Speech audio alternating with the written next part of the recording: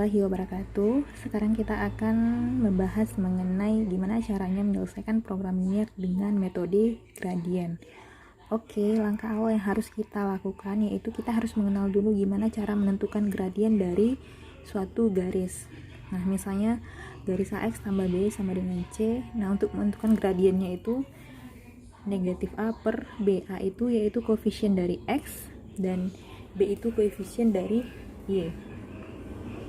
Kemudian syarat yang harus dipenuhi terlebih dahulu, semua gradien fungsi tujuan dengan kendalanya harus negatif.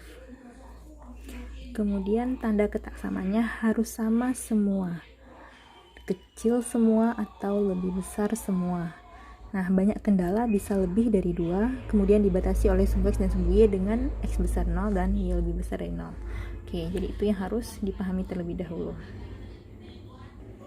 Oke, contoh soal yang pertama, yaitu diketahui fungsi kendalanya itu X tambah Y kurang dari 240, 3X tambah Y kurang dari 360, kemudian fungsi tujuannya 100X tambah 75Y.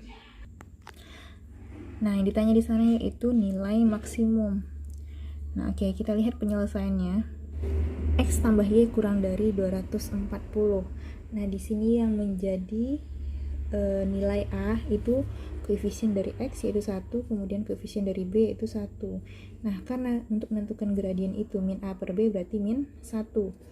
Ini juga sama. Ini A-nya, koefisien Y itu B. Berarti min A per B berarti min 3 per 1, min 3. Kemudian Z-nya 100X tambah 75Y. Nah, gradiennya min 100 per 75, min 1 per 3. Kemudian kita bikin garis bilangan.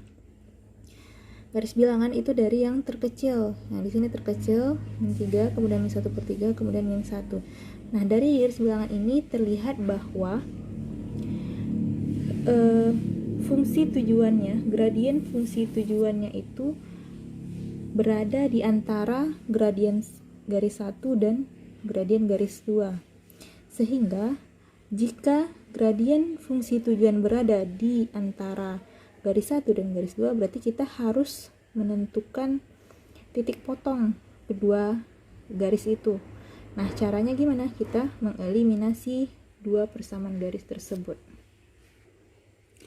Nah, X tambah Y sama dengan 240, 3X tambah Y sama dengan 360. Maksudnya X tambah Y sama dengan 240, 3X tambah Y sama dengan 360. Nah, karena koefisiennya sudah sama, berarti langsung kita kurangkan. Berarti X kurang 3X min 2X, 240 kurang 360 min 120, berarti nilai X-nya 60. Kemudian kita substitusikan ke salah satu persamaan. Kita substitusikan ke persamaan pertama. X-nya 60, berarti X tambah Y sama dengan 240, berarti 60 tambah Y sama dengan 240. Berarti Y sama dengan 180.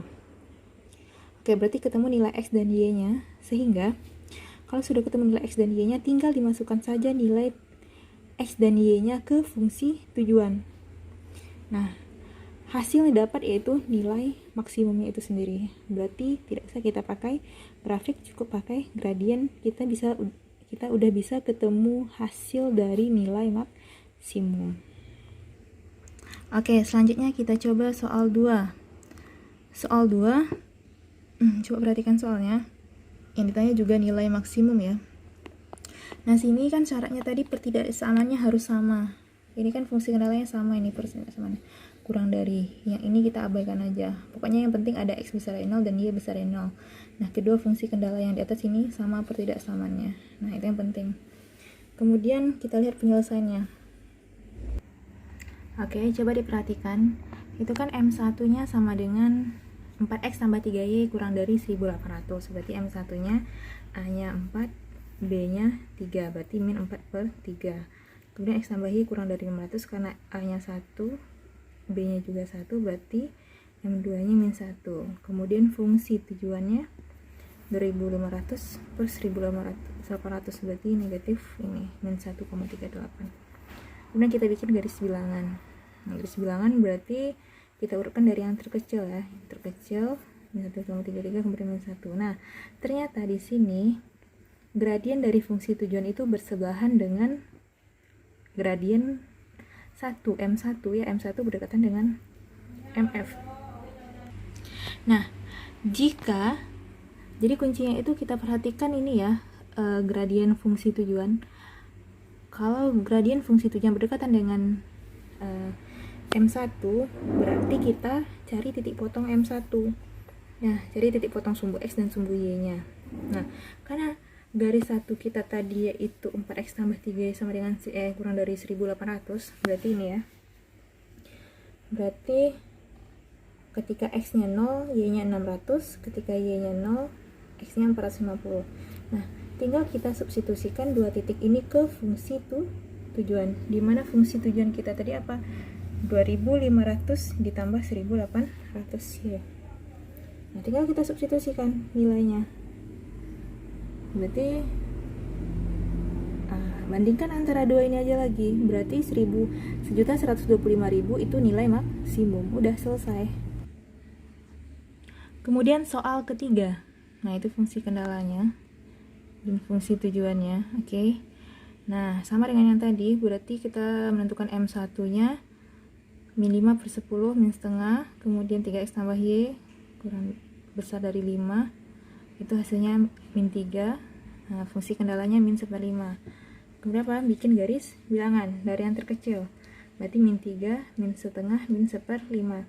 Nah, di sini fungsi tujuannya, gradien fungsi tujuannya berdekatan juga dengan gradien M1, gradien garis 1. Nah, kalau berdekatan gimana tadi?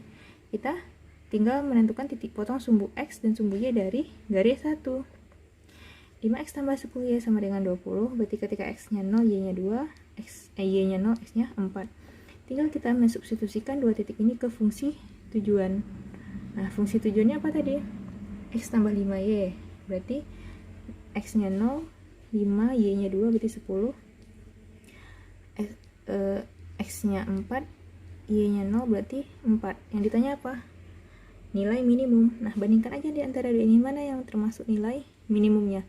Berarti hasilnya 4. Oke, untuk membuktikan pemahaman kamu mengenai penyelesaian program linear dengan metode gradien, silahkan kerjakan soal ini ya.